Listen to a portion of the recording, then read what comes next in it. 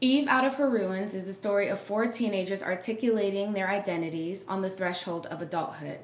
Through their overlapping monologues, readers travel to an impoverished neighborhood in Mauritius' capital city, Port Louis, where the men are sovereign and the girls are preyed upon. It's a story filled with the kind of love that sobers you with every passing sentence.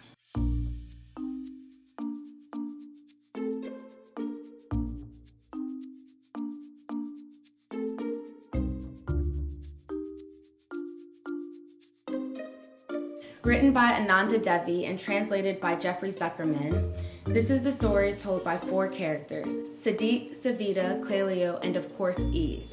It's about 17-year-old Eve who uses her body as barter, though what she gets from the trade isn't quite clear.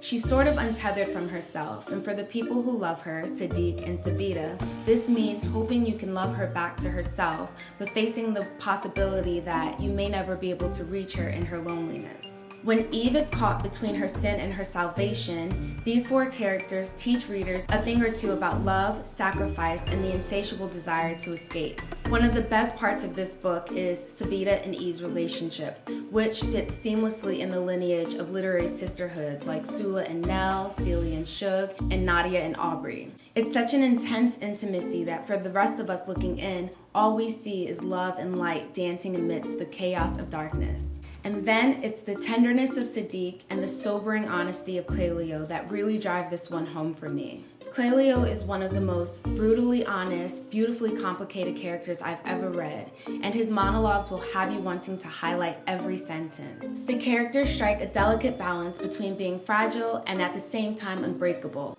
Most of all, no matter what happens to these characters, their moments of vulnerability remind readers that strength is not in violence. Strength is in love and how we show up within it. My next favorite part is the prose. Language is such an experience in this book, and it feels as if nothing was lost in translation.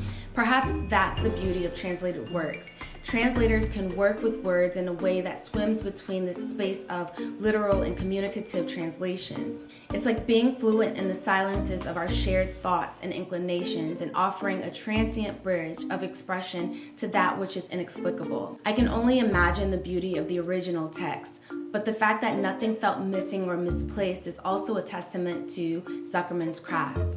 This is one of the most important books I've ever read. It left me thinking so deeply about how much we know and don't know about love and freedom and just what we're willing to do to know it.